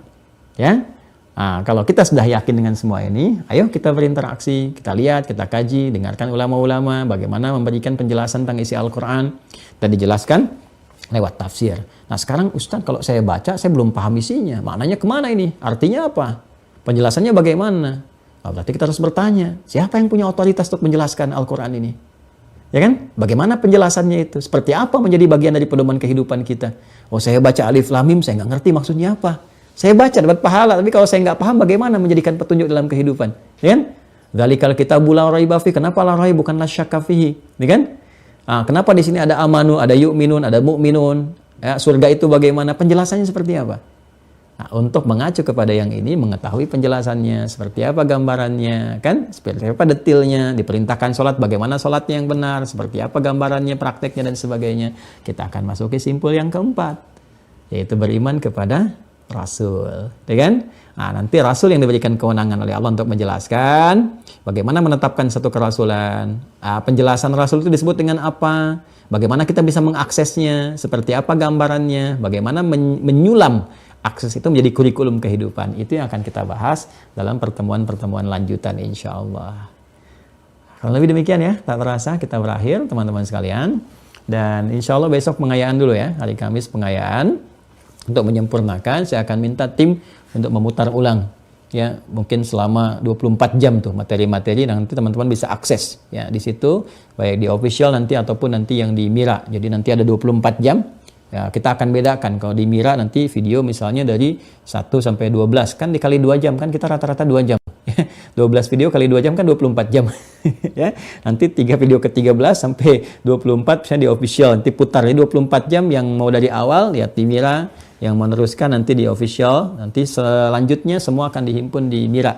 Ya, yang teman-teman belum bergabung di Mira, silahkan diperkenankan masih dibuka sampai akhir bulan ini supaya nanti angkatan pertama bisa di-close, bisa dipetakan.